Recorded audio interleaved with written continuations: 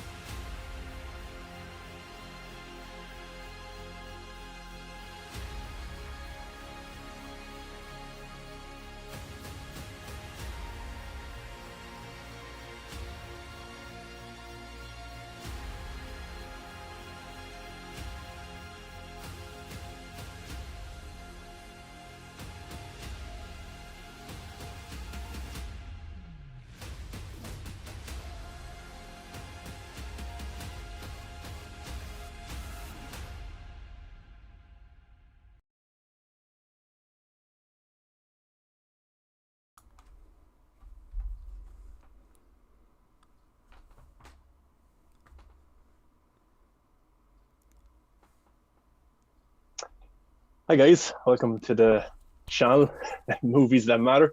And yeah, so today is kind of my first live video where I have guests and we actually have a certain topic. I did live videos before where I just was talking to people that are subscribed to the channel. But today I wanted to do a Man of Steel retrospective because we're 18 days out from Zack Snyder's Justice League, which we can't wait. And also because today is Zack Snyder's birthday.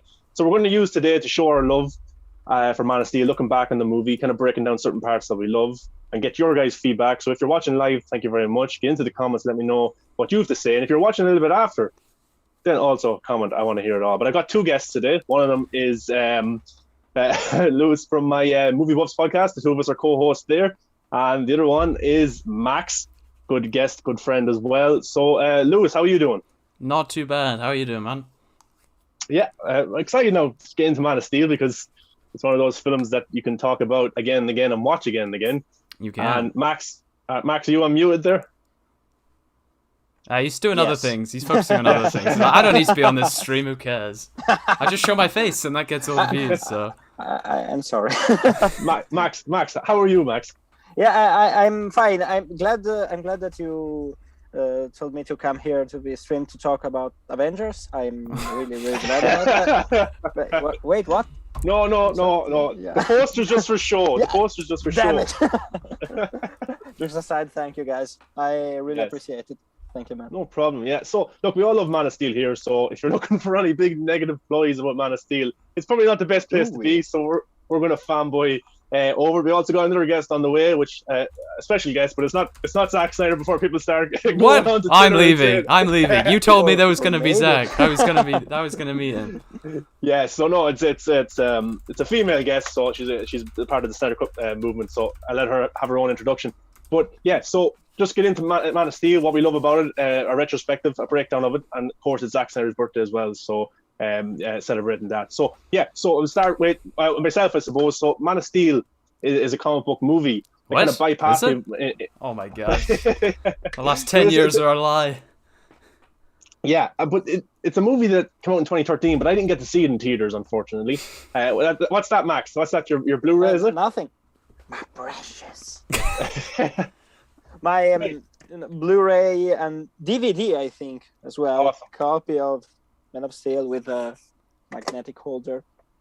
So That's yeah, awesome. I'm sorry, I didn't want to interrupt. No, that's cool. No, I just have a plain old DVD and Blu-ray of it. That's awesome. Oh, you got to step it up, Sean. Come on, there's like a threshold for this show. I'm a fake fan. Mm-hmm. I got it on the cheap stack at Extravision a few years ago, but no, that's a lie. But no, it's a movie that came out and I didn't get to see it in theaters, unfortunately. It kind of bypassed me because I was more into X-Men and Spider-Man. But like Superman was never a character that really spoke to me in my childhood. I was big into Power Rangers, Teenage Mutant Ninja Turtles, Batman as I got a little bit older thanks to The Dark Knight. So Superman was a character that just seemed a little bit too perfect to me. You know, it was hard to relate to the character sometimes. So I got to see it one night. I got to see it at home one night, and I got to catch the final fight sequence between General Zod and Superman. And it was something that I watched and thought, wow, I've never seen action like that before, but it kind of bypassed me a little bit. I kind of I don't know if I like it because it was the action was so different from anything I'd ever seen. So I never really thought much of the film, but I bought the DVD of it along with actually X-Men First Class. The two of them were kind of a combo deal for some reason. I don't know why. Maybe they were planning an X-Men Superman crossover years ago. Not a bad combo. Yeah, I know. That's It's good. a good movie. But I went home that night and I sat down and I put on Man of Steel. This is back in 2015, I'd say, maybe early 2015. And I sat down and I watched it. I thought, you know what, this isn't a bad movie. And since then, every single time I've watched it, the film has gotten better and better. And I even watched it last week, and it's an unbelievable film. And I think it gets better after each viewing. It is a masterpiece per se, because there is no comic book movie like it. But I was never interested in Superman. And the only reason I kind of got interested into Superman and started to appreciating Zack Snyder's Man of Steel was because I was excited for Batman v Superman. Because Batman, I loved Batman. So I wanted to kind of watch the Man of Steel movie. I got excited for it. And I was watching Man of Steel onto the build-up for Batman v Superman. I was like, this is such a great movie. Then I went into Batman v Superman, and I loved that movie, and I started to appreciate Superman now. So thanks to Zack Snyder, thanks to Henry Cavill, thanks to Man of Steel, Batman v Superman, I can say that I'm now a Superman fan, something that I wasn't a few years ago. So that's what kind of Man of Steel means to me. So, Lewis, what was your kind of, if you're able to talk, what was your first kind of, where did you kind of lose your virginity to Man of Steel, and what capacity? I was a little bit busy just doing some shilling on Twitter, just using Max's Twitter accounts, just so everyone's like, "Whoa, that guy! Oh, wow!" You know. Basically, I'm trying to shore up some clout for myself because you guys got some pretty good clout today. You know, you guys are pretty well known in the old Twitter sphere. I have no idea what you're talking about. Well, I do. I will remember it forever, and I will one day make it into one of those videos. But anyway, yeah. Well, see, this is the crazy thing. In preparation for this, I was trying to remember, like, the actual first time seeing it, because it was, you know, a long time ago, and I definitely the furthest back time I remember seeing it was I was on a holiday with my family, in Wales, and we were in this really kind of smallish living room, but all five of us sat down and watched Man of Steel, and I could have sworn I'd seen it before, but I honestly cannot remember seeing it any earlier than that.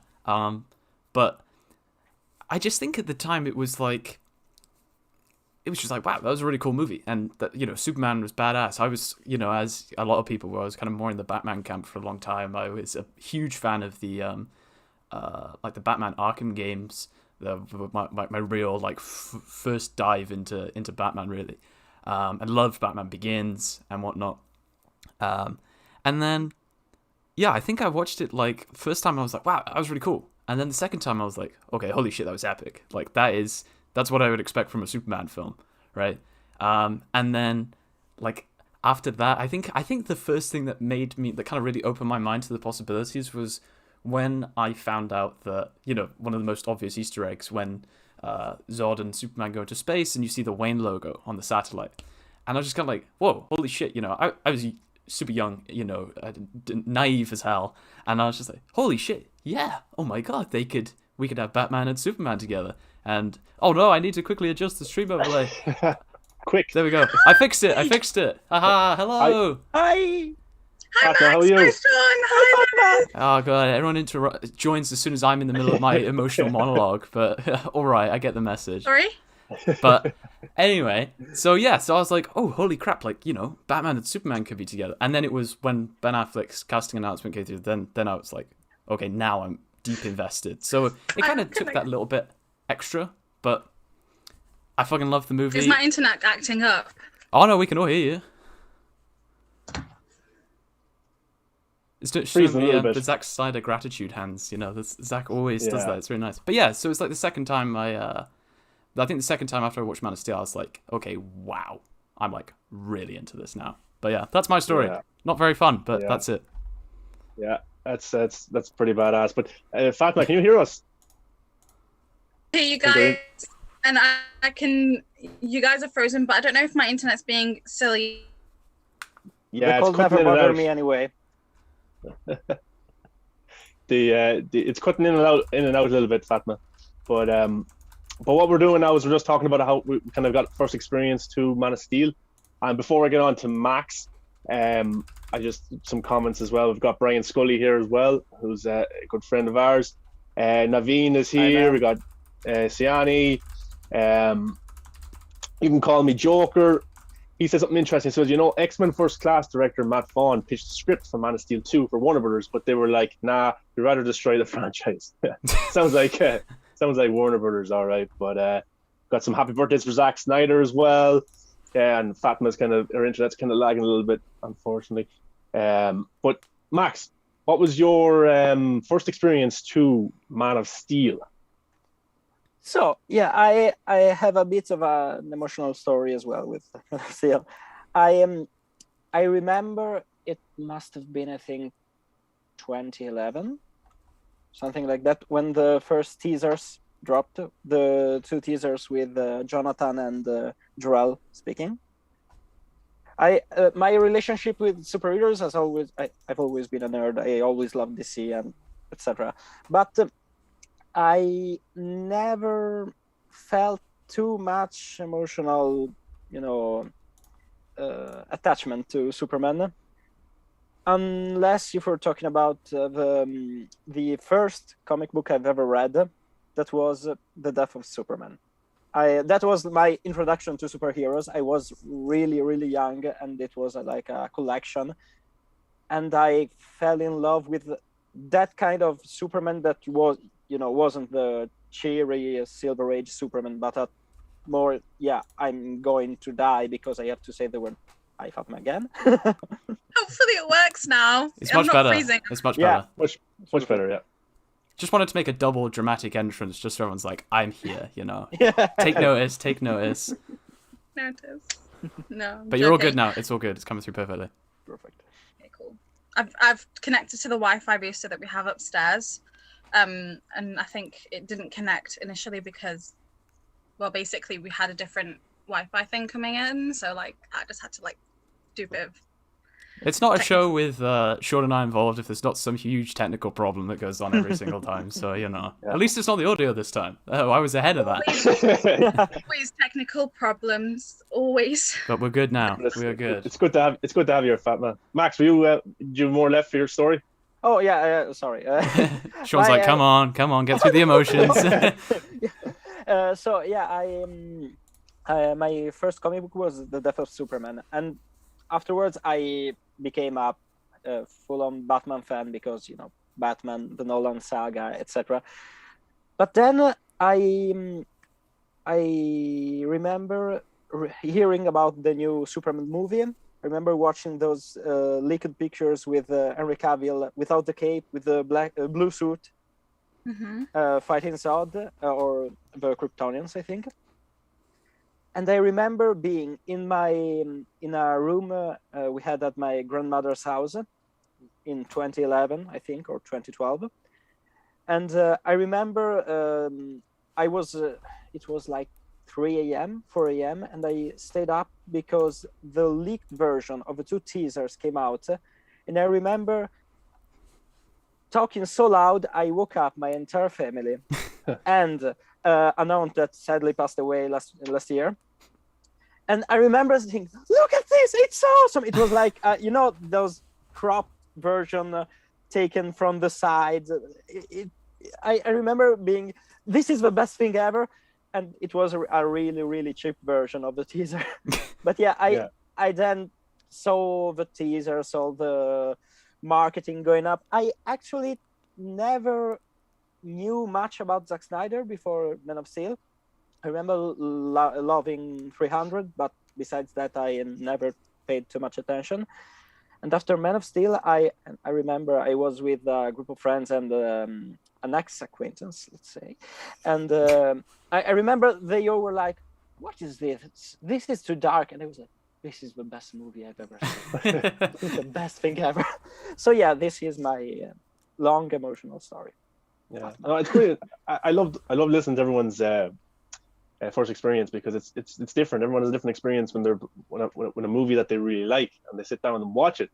Because I got to see Blade Runner 2049 in an empty theater, and I love that movie so much. But I was in there on my own, and I'll never forget it because the movie was amazing. I was there on my own. I experienced it on the big screen. So there's certain movies experiences that we'll never forget. But just before I get on to what Fatma has to say, we've got some interesting comments in the chat about Man of Steel. So Brian Scully says, I remember hearing about Man of Steel way back and thinking a grounded and gritty Superman movie was a bad idea. Then I seen it and thought it was really good, but the action at the end was way OTT.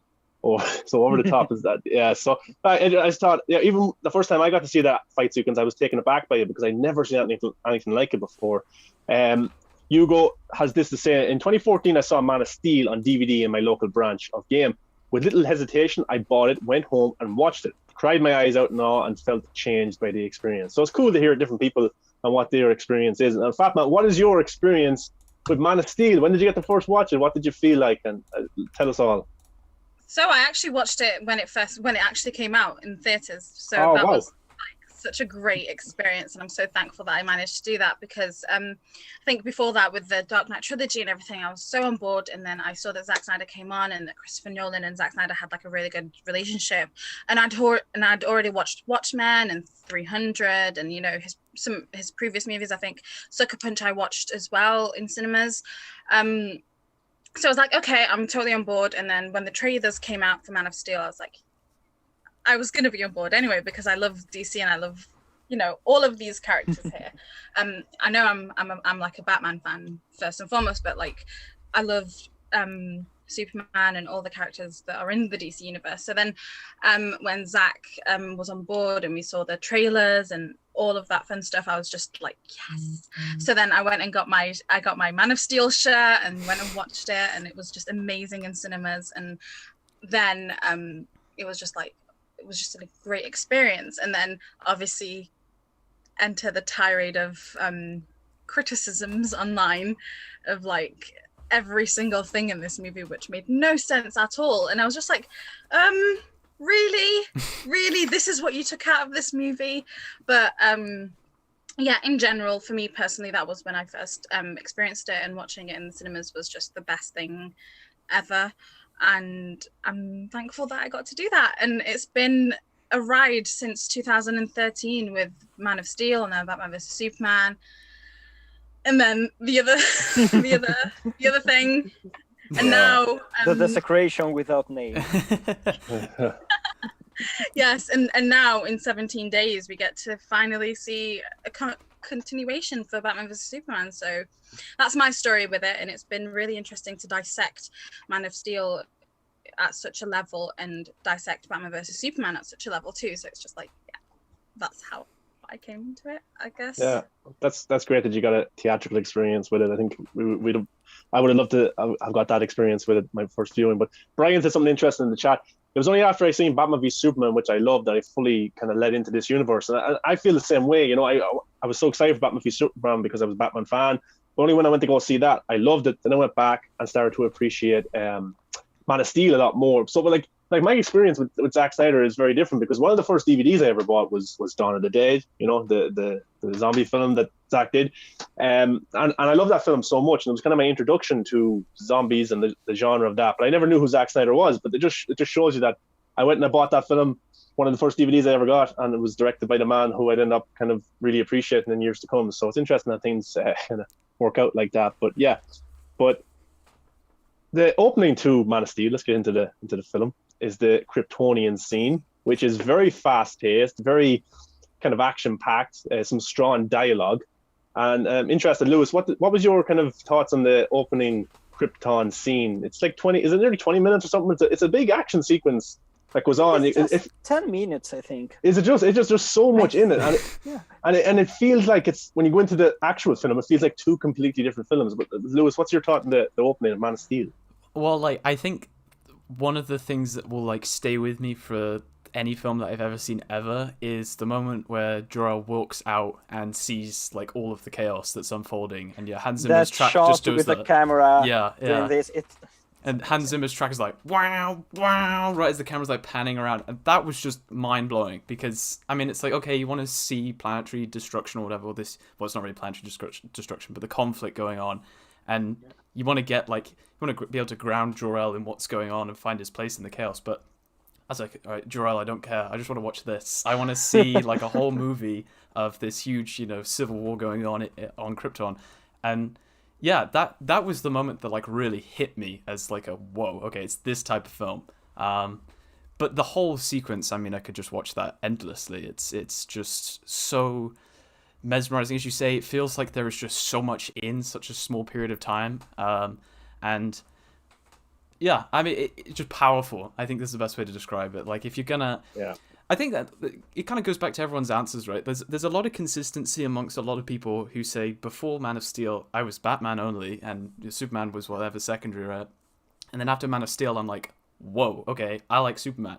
So it was kind of that moment where I was like, okay, maybe I can ignore Gotham City for a bit because I want to watch this. And that's just kind of, stayed with me for, ever since.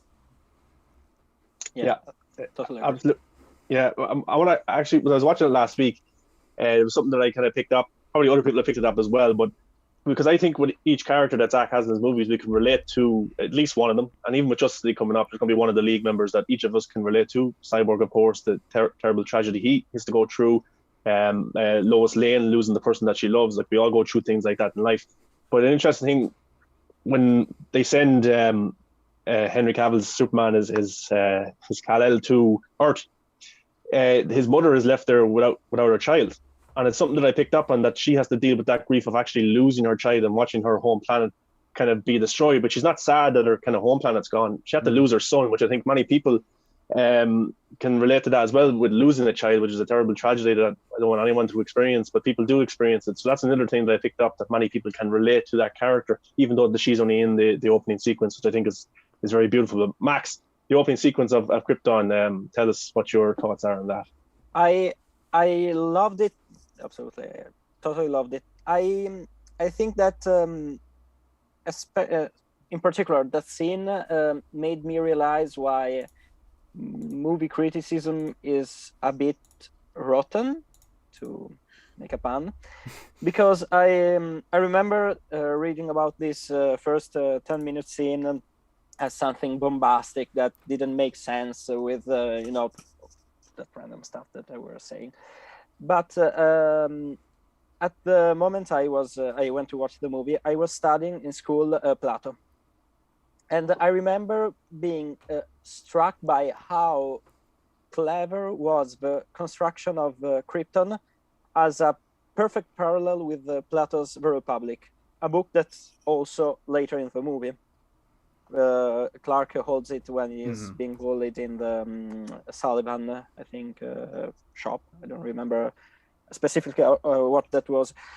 I really loved how, on a philosophical level, Zack wanted to show a world that was broken by an utopia of old rules, of really old, stupid rules, and how in the brink of collapse, of destruction, their biggest concern was fighting each other instead of trying to save someone.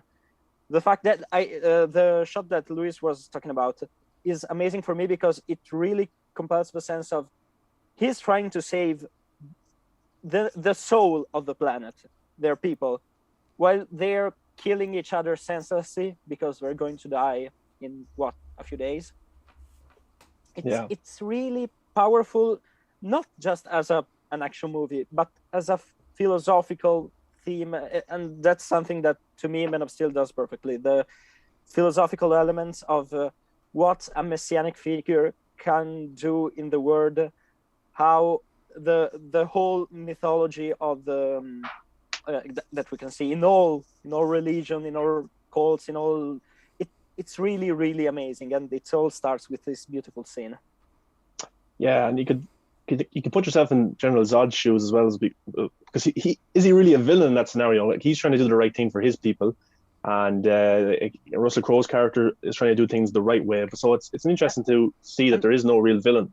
That's exactly the interesting thing. Zod can't choose. He cannot choose. He's genetically created to be not a villain, but someone that will do whatever it takes to save the people. It's really compelling to see someone that at the end almost says, if I could, I wouldn't do it, but I must do it because this is who I am. Yeah, it's really, really powerful. It's something that we haven't seen much in other media. And there's a great parallel, because he kills Russell Crowe's character, and at the end of the movie, Superman has to kill General Zod because he wants to protect the people of his planet. So it is a nice parallel. So there is no real villain, in my opinion, of the two on Krypton and then even on Earth. But Fatma, what's your opinion on it? And also, one of the lines that I love is "I will find him." That kind of sequence there as well. What's your thoughts on that? Yeah, so like the universe in general, you just know that they put so much work and so much like attention to this planet, into to the languages, to the houses. I don't know if you guys managed to get some of the your personalized. They had the website with the Krypton language and everything, and then you could do like a quiz, and then you got a personalized shield, and you could find out which house you're in and like why you're in that house, and that was so amazing. I was like, yay, I'm in house Dart. Maybe I'm not part of the Carlisle family, but I was still in one of the houses.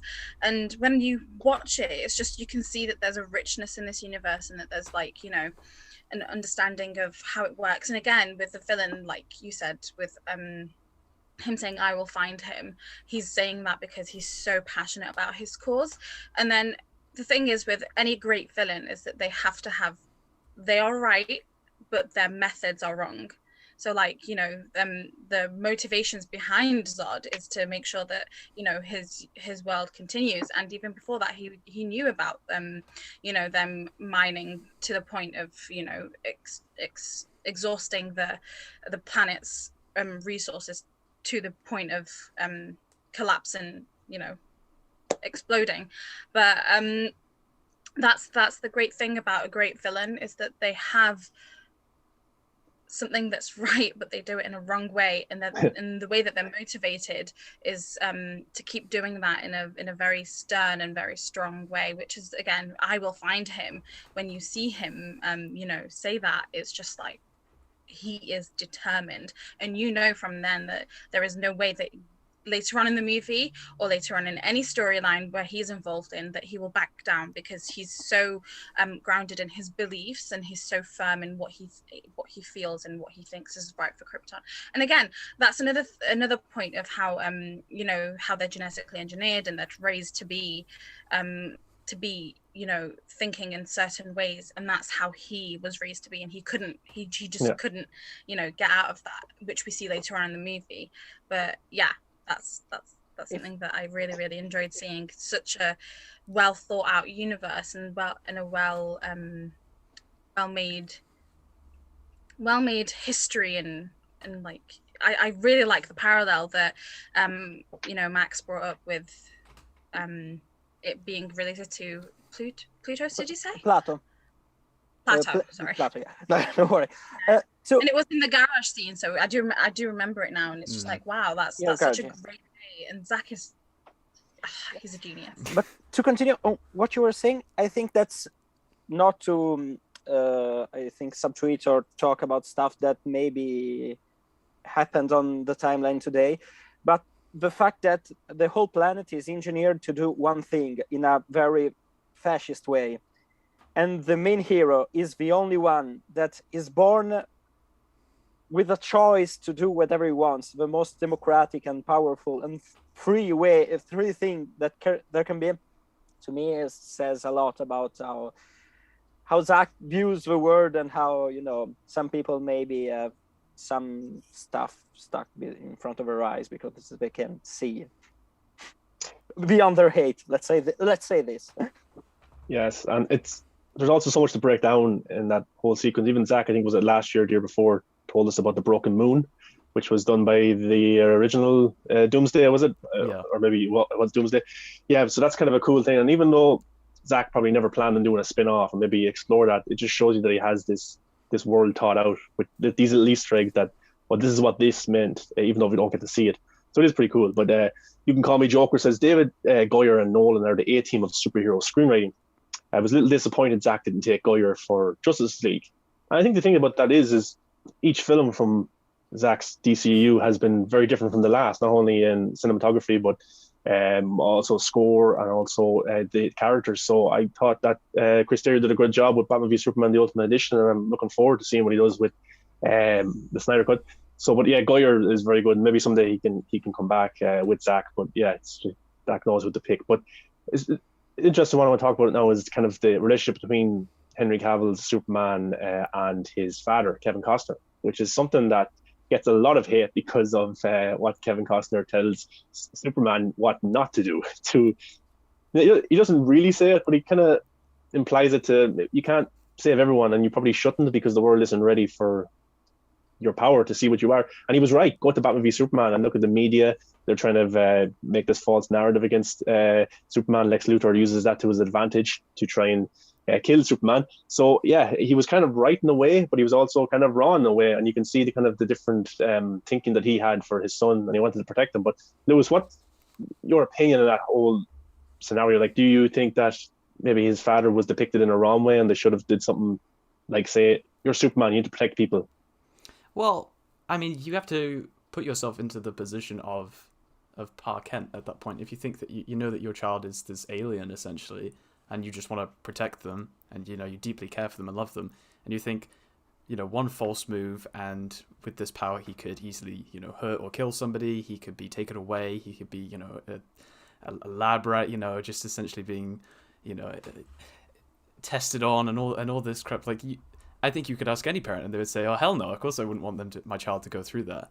I think, I'm not exactly a pessimist, but I think that scene where he, says, should I have just let them die? I think it was a really kind of bold move for the movie to say, well, we're going to put those questions to the audience and say, well, should he just have let them die? Would it have been for the greater good or not? Would it, and then that comes back again with the tornado scene. So it's not a case of just saying, he's Superman, his job is just to save people, and that's it. And, and smile all the time and have trunks on outside of his costume. It's so much more nuanced than that. And there are ethical questions that come with every single thing that Superman does. I mean, you look at, the end of the audience's reactions to Man of Steel are like the perfect mirror of the world's reaction to Superman in Zack's story. You have all these half the people who say, well, he was completely justified in the fight against Zod.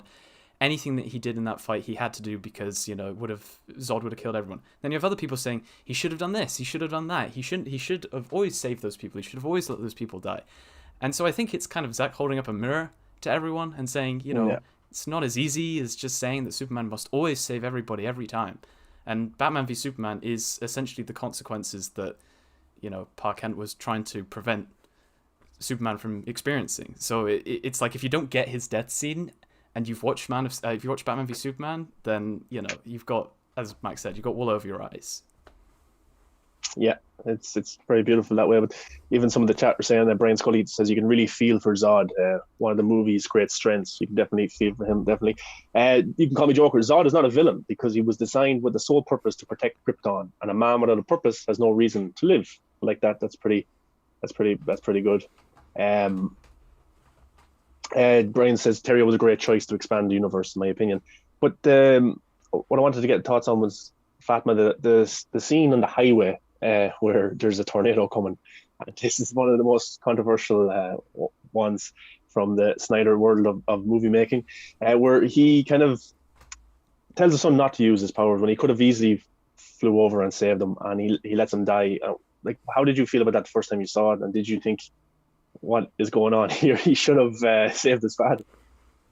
So I'm not gonna lie, I genuinely didn't like it. I was like, no, this isn't.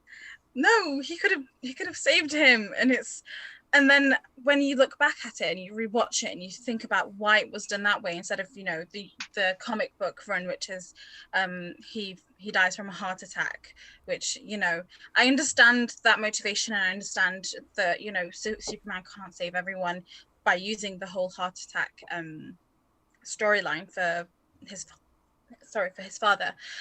But with this one, it's almost when you look at Batman vs Superman and then you look at what his father's always been saying, is you have to be ready to take on what the consequences are of showing yourself at a mass scale. So he's always helped. Like when you see Lois backtracking Clark's well, he was Clark then. So when you see him, when you see her tracking him down, he's always helped in very little ways that are just rumors. They're not huge. But with such a huge thing like in a tornado with everyone watching, that would have literally just outed him there and then. And was he ready or was he not? And that's something, and that and that's something that, you know, Clark himself has to go on a journey to explore.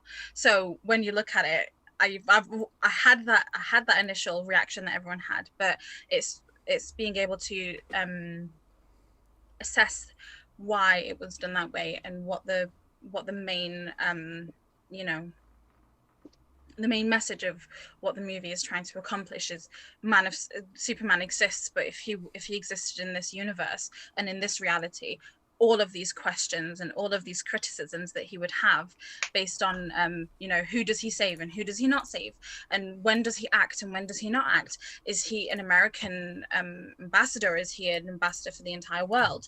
There's so many layers to the existence of Superman in general, which and I understand and I respect you know, all the other movies and all the other iterations and comic runs, and I'm sure in some comics they've addressed this this question and this, you know, and these thoughts, but like in this movie it actually does that, which is such a fresh thing to do. It's so self-aware that, you know, if you had Superman in this reality, these are the things that you need to be aware of. So I understand why it was done that way, but I also understand the knee-jerk reaction that you get when you watch it straight away. So yeah, it just has to be taken with a bit of, you know, insight and a deeper assessment, I suppose.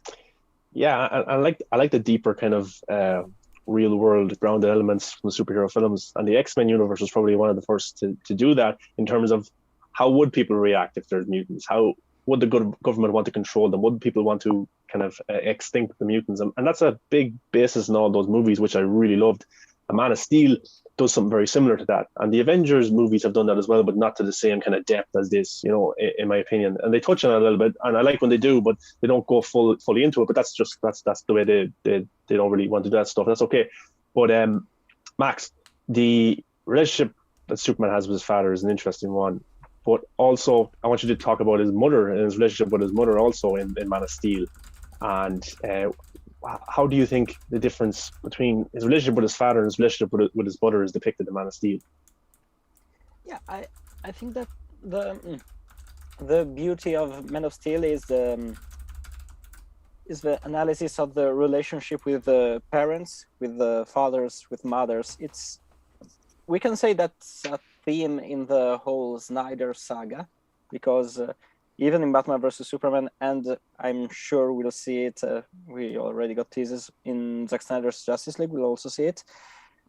I think that the beauty of the relationship shown in Man of Steel between Clark and Jonathan and Clark and Martha is that you get two parents that feel real.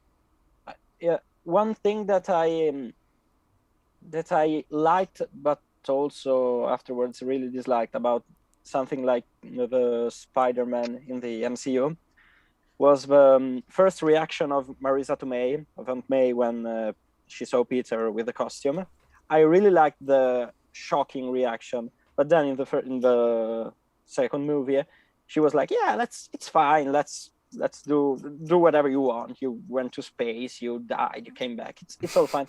I really dislike how a paternal figure, a family figure can be like, yeah, you can go die, fight, do whatever you want.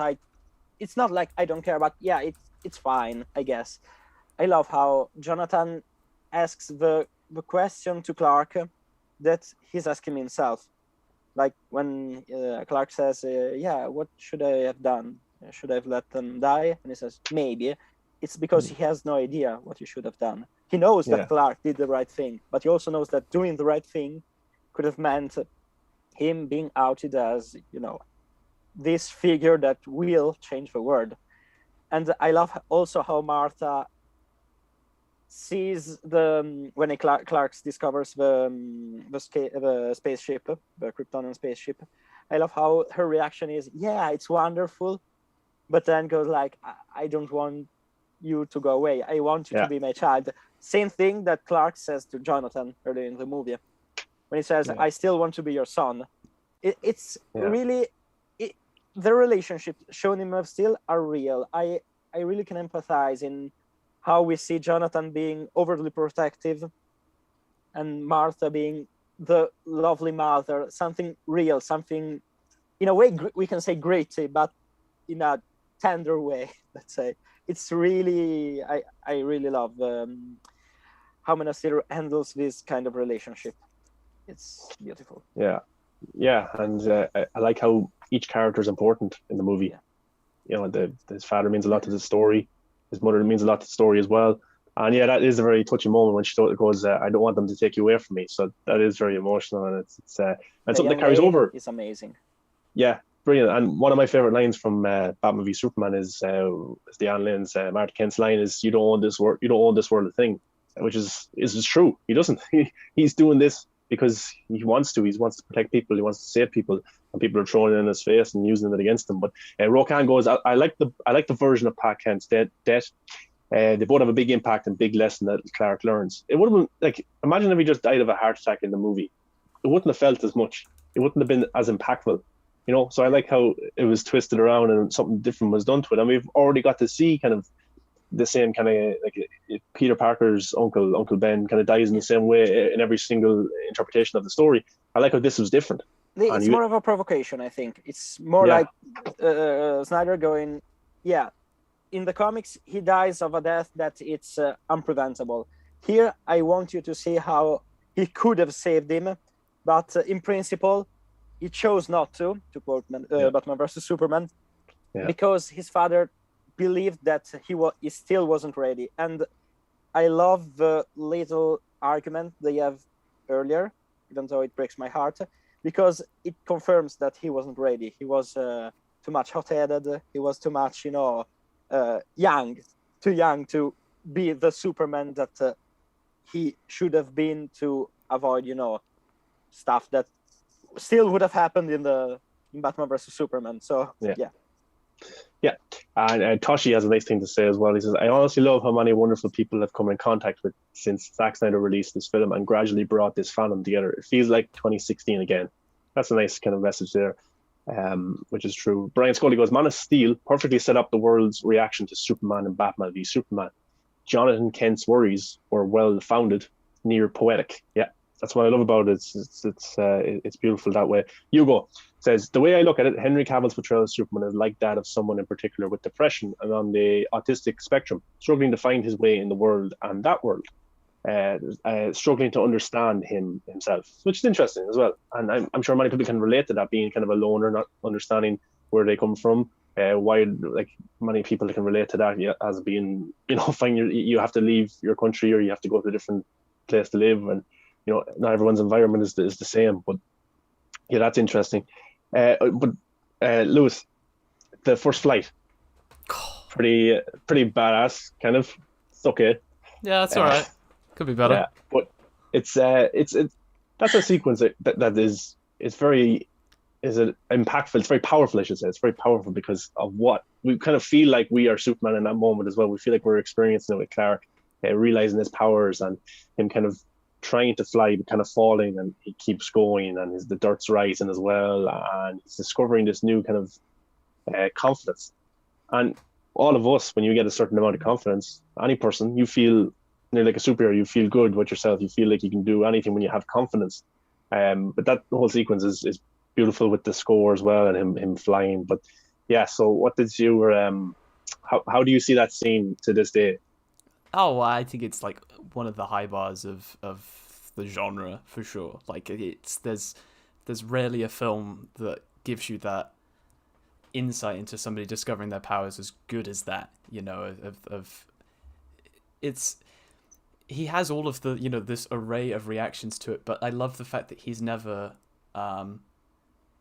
fearful of the power. He's just, in that moment, he's just overwhelmed with joy, and he's laughing. He's, even when he crashes down to the ground, first thing he's thinking about are paternal words of wisdom, and getting back up and trying again, and and succeeding. And it's like a complete mirror to his dad's death, in that you have the complete opposite ends of his power in terms of the joy that it brings him, and all of the suffering that he's gone through as a kid, when when he hears all the voices that are too loud, and he's got the X-ray vision in school, whatever. And then you contrast that with his flight, where he's like, okay, wow, this is actually pretty damn awesome. And then you compare that to him losing his dad, and you have this other scene of I have this power, but for what? And obviously he doesn't know that he can fly at that point or whatever, but he has these two completely contrasting moments of, look at what I can or cannot do with this power. And it's just another one of those moments where you have like people saying, Superman doesn't smile, and you watch that scene and he's laughing his ass off as he's flying through the sky, like, what are you talking about? But the score, I think, definitely the score has been the highlight of just that. You could, anytime you need hype, anytime you need to get yourself in the zone, you just listen to that track. And I pray to all the gods that Junkie has done something wonderful with it for Flight 2.0, or, I'm sure it would be brilliant, but it's that moment of, you believe someone can fly, all over again. I mean, in the trailer for Zack Snyder's Justice League, my favorite part was like, when his hand was like this on the ground, and it was such a great flashback, and I can't wait. Yeah, like you said, that's just one of the best parts, and I can't wait to see it. So yeah, and it's a nice contrast. I know everyone's probably talked about this to death with the Man of Steel, fists firmly on the ground, the whole ground is shattering and shaking, and the Man of Steel, his hands just hovering above because he's so much more confident in his ability, and he's just, I don't need to smash off the ground to fly away. I know that I can just take off like that. I'm mastering my abilities. So yeah, and it's nice, and the whole crashing straight away is the evidence of he still doesn't know what it is that he can do. He's still a rookie. Which is, I think, something that a lot of people seem to miss with Man of Steel. They seem to think as soon as he's Superman, he's Superman.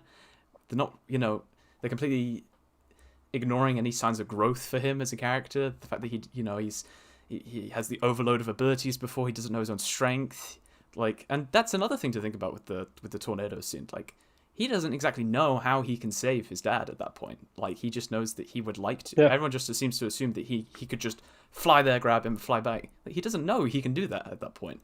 So at that point, Pa Kent is, I have no idea what you would do if you were to come and save me, and I have no idea what could go wrong if you tried to come and save me, which could, make things even worse. So again, it's just some things just slip past people, and sometimes it's fair, sometimes it's not. But the flight scene, more important, is just, it sets the bar, I think, for initiating a character into their new superhero capacity, in my opinion. Yeah, it's pretty iconic, and that's where you can see kind of the birth of Superman.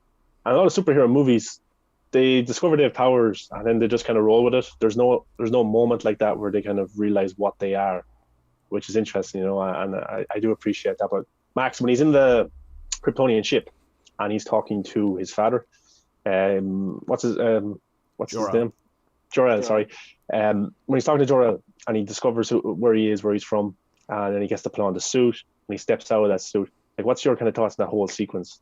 I loved it. I'm sorry, I'm going to repeat this phrase a lot because I love it. But yeah, I love it's the archetype parallel, let's say, of the hero discovering its true origin. A thing that we see in Hercules, Disney's Hercules, when he goes to this journey to the Temple of Zeus, and then he finds out who his father is and that he has to do this quest. I really love thematic parallel, but I also really, really, really loved how Zack, someone that sometimes is considered to be one that hates the comic book material, how he managed to incorporate the true Superman origin and the origin of his powers in the first flight scene, when he just jumps and smashes through the mountain. Yeah. Because in the first issues, he wasn't able, he didn't know that he could fly.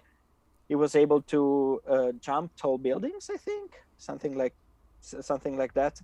So I love how he showed him knowing the kind of power that he could develop also made him grow instantly, because he already had the power, but not realizing it, he didn't have the courage to do the leap, the physical leap to fly, to become the Superman that he would become later. I think that the whole scene, the whole discovery of his heritage and his potential mission is really, really amazing. Because one thing that's really interesting about Man of Steel is he doesn't hold the word a thing, as Martha says in Batman vs Superman. His father says, "Yeah, sent you here for this reason, but you have free will. You can do whatever you want." He could have become Homelander, as far as we know, and he literally could have, but he chose to be this hero, this beacon of hope, and I love this movie for it. Yeah, I think Pa Kent and Martha Kent have a lot of credit to take for creating Superman, because they're the ones who did create Superman. Because the upbringing that they gave Clark was important. If it was a bad upbringing, he could have been Homelander. He could have been a baddie, you know. But they deserve credit for raising him the right way, in a certain way, and trying to teach him life lessons. So I think that's great. But yeah, before I get Fatma's thoughts, as you can call me Joker, goes, Superman represents an American ideal, freedom. Zod never had the freedom to choose. A free society doesn't make sense to him, therefore he needs to destroy it. We also have Hugo, who kind of had a great, he had an interesting parallel with the First Flight. He goes, after First Flight, one of those moments in the film where critics and haters forget Clark smiles, like he's Harry Potter riding Buckbeak in The Prisoner of Azkaban.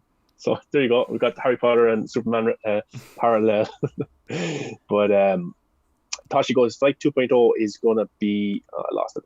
Is going to be great. Might not be a long scene, but I know it's going to give me the same goosebumps I had during Flight, the First Flight. So yeah, I think in the scene we talked about in the trailer, he can control the rocks now. You know, he seems like he can control his power, which is interesting. But Fab, I want to get your thoughts on the relationship between Superman or Clark and Lois Lane, because many people think that it's not as romantic as maybe it should be, but in everyone's life, you fall for people that you don't really, to not swoop you off your feet or anything. You just kind of. I disagree.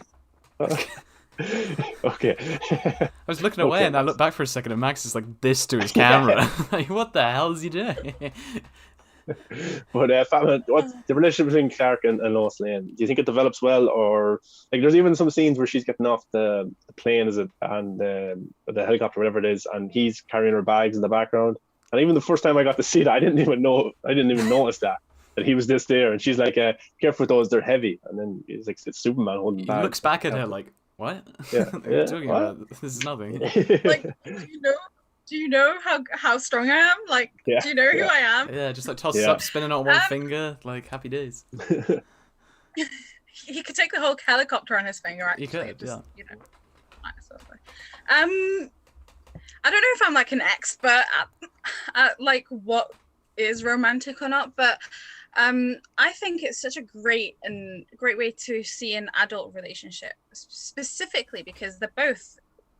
I mean, I think the characters are like end of their 20s, beginning of their 30s, and Lois Lane is slightly older. So when you're at that age, you're not going to get like the teen romance stuff that you see in movies that we're so used to.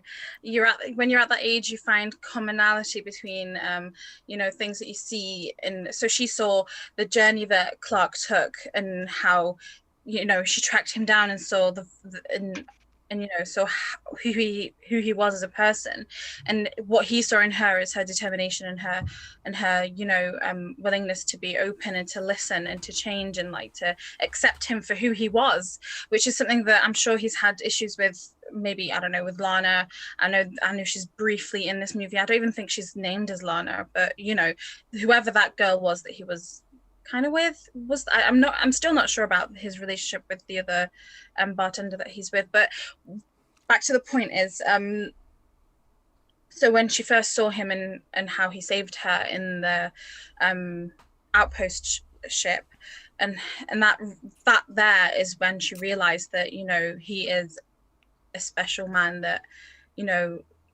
she should look into and see what his true origins are. And that's what I guess that's what love is, knowing who the person that you're with and accepting them for everything that they are and all the flaws and all the greatness that comes with them. And likewise with him as well. So in Man of Steel, perhaps, yes, their relationship is still budding stages. So it's not like they're not even together until perhaps towards the end of the movie when, she brings him on to I think he applies for the Daily Planet and he realizes that, he has potential as being a reporter, and I think that's what he saw in her. So again, they're learning off each other, and they're knowing each other in a way that's show not tell. Like Zack Snyder doesn't tell you this is how these two characters meet, and this is how these two characters, like each other, or whatever it is in any of his movies. So in Man of Steel, they're budding. The start of their relationship seems fairly grounded for the age and the people that they are at the time, and I think people should take that for what it is instead of basing it off, I don't know, a teen romance or whatever people are basing their romantic images are. And then you see in Batman versus Superman, I know we're talking about Man of Steel specifically here, but then in Batman versus Superman you see the relationship being that of an adult relationship where they live together and they share responsibilities and the like. So I don't have any issues with it, and again, this is a story of Man of Steel. It doesn't have to be extremely romantic, whatever that is in general. So I don't know, I don't have an issue with it, and I think it makes sense for who they are as characters in this universe. I would also add on to, like, I'm not taking shots at Marvel in any way, but just from a comparative sense, aside from maybe like Tony's relationship, which is fleshed out over, 1, 2, 3, like 6 films or whatever, there isn't really a Marvel relationship that does what people wanted the Superman and Lois relationship to do. There isn't that high, plot focus where it's all about a relationship. I'd say WandaVision's probably the only thing that's gone anywhere near close enough to that, and it's done it fantastically, I must say. But like, this high bar seems to only be set for Superman in some way, and I do not get that. I think that the Lois's involvement in the plot is everything that you would want it to be. And in BVS, she's given like a nice, grounded role of just trying to help Superman realize that, maybe it's not the whole world against him. It's just some few people, and she's being investigative and she's doing her journalist role and she's trying to ground him as best she can. But at the end of the day, it's something that eludes her because it's Superman and his concerns are, this huge scale. But yeah, so it's just that comparative point. I don't really think that it's consistently applied with the whole relationship bar, I will say. Yeah, and even when they did try to do one earlier on in the MCU between Thor and Natalie Portman's character, they kind of give up on it after 2 movies, and then she was gone from the 3rd one. And now she's back because, but anyway, Wait, doesn't he like briefly mention her in is it Infinity War? One of them he does, yeah. He's like, or is it Endgame, or I don't know. They all mesh into each other for me personally. Yeah, so like, I think briefly says, "Oh, we used to be together" or something, and then I think it was Endgame. I can't remember. There's somebody in the chat who's probably like, "This is why I hate Zack Snyder, because his fans don't know anything about Marvel." Yeah. No, but like it's either Endgame or Infinity War because he was doing a presentation, but it was like such a brief mention. And I don't know what they're doing with the next movie with. I'm sure she's been cast to be brought back in, hasn't she? In Love and War or something. She's going to be the female Thor, and she's going to be, which is interesting as well because they're actually going to be battling the cancer storyline from the comics, which I hope they do that with justice and actually treat it properly, because it could be many people could relate to that. But yeah, okay, Max. Have some faith. It's Lord Feige. I mean, give us these great movies. I believe in Kevin Feige. I do not believe in other people that I will not mention in this. Well, it only took us 1 hour to get completely derailed by Max, so I think that's a pretty good showing.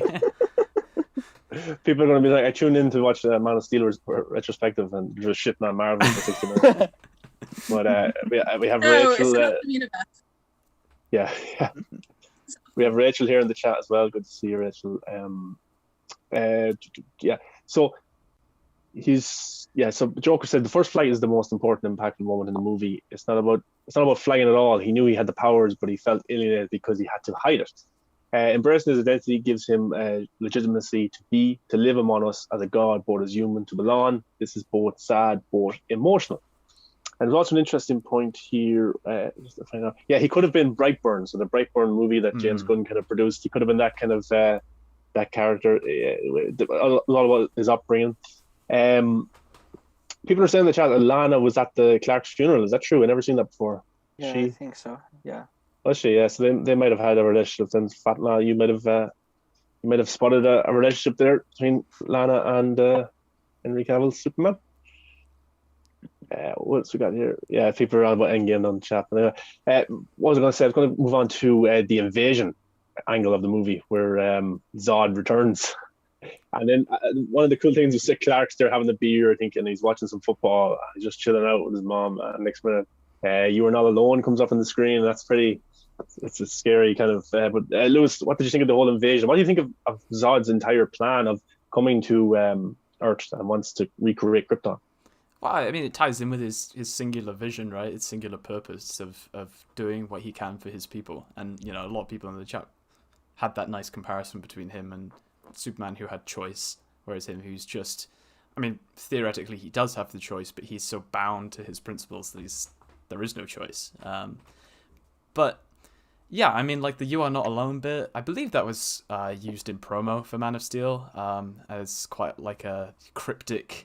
"You are not alone" moment, and it had that same, vibe. It's Zod broadcasting this to everyone, and then you're just sat there watching TV, and then you get an ad, and it's "You Are Not Alone," and you're like, "The hell's going on?" Just thrust you into Man of Steel for like a brief little bit. So I thought it was quite a clever way to tease Zod, but yeah, very ominous, very very menacing, but still very beautifully shot. Like the moments when they're in the world engine or whatever, and they're looking out over Earth or whatever, and there's the shot where Superman's brought before them and he starts adjusting to the atmosphere and he starts coughing up blood. It's that shot of Zod looking out over Earth.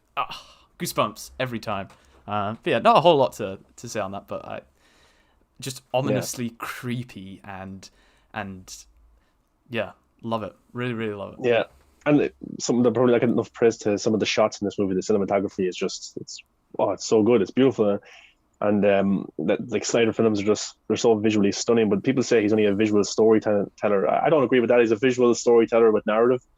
He can tell a story with visuals, but also with the characters in the story. So it's kind of like saying a musician is an acoustic storyteller or whatever. It's like, that's what the main sense that you use to experience a movie anyway. So is it necessarily a bad thing? I don't know. Yeah, it's a weird argument. I think some of the arguments against Snyder, they don't make sense. I don't mind people who don't like his movies or don't like him, but come up with a better argument sometimes. Some of the stuff is like, if you don't, people are saying he can't make the right adaptation of Superman, but what is the right adaptation of Superman? Every single Superman has been down the middle.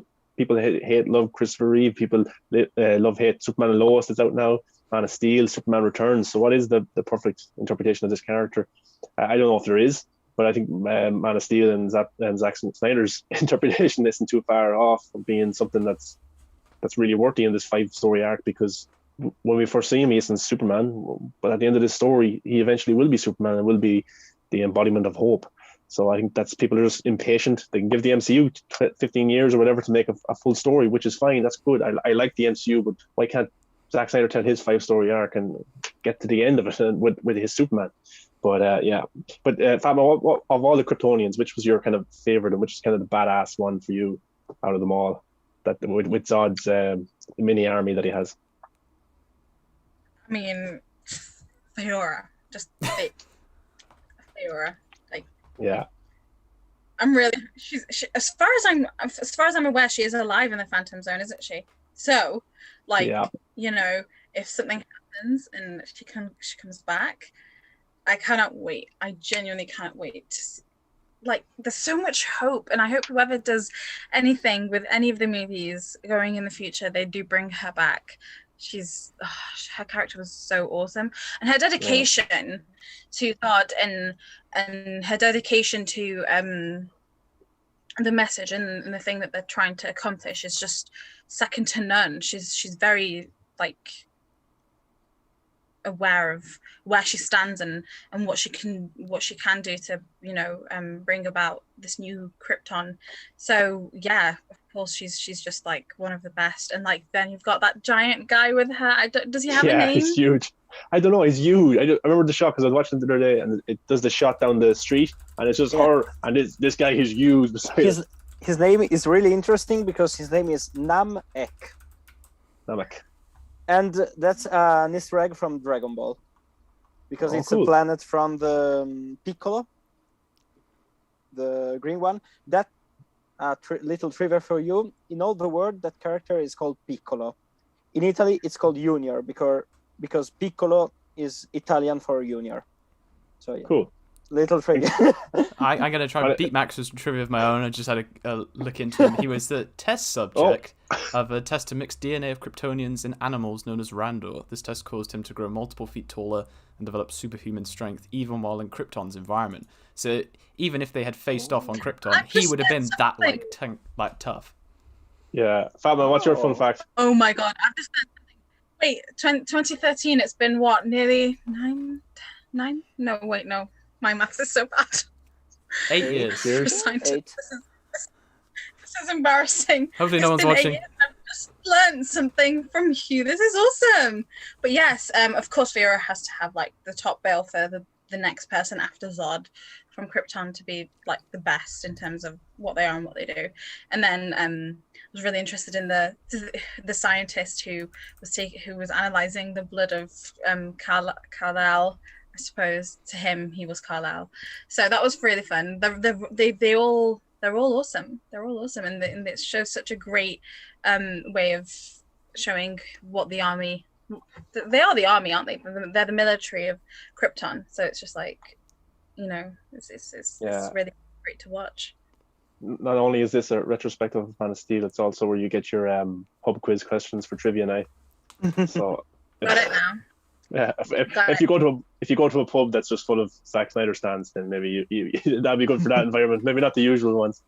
After COVID, we should do that. And which also like you know, the whole Doomsday thing where they experimented and like they create Doomsday by you know, how they created him. Again, that is so interesting that Namek was genetically modified between Kryptonian DNA and an animal. So that's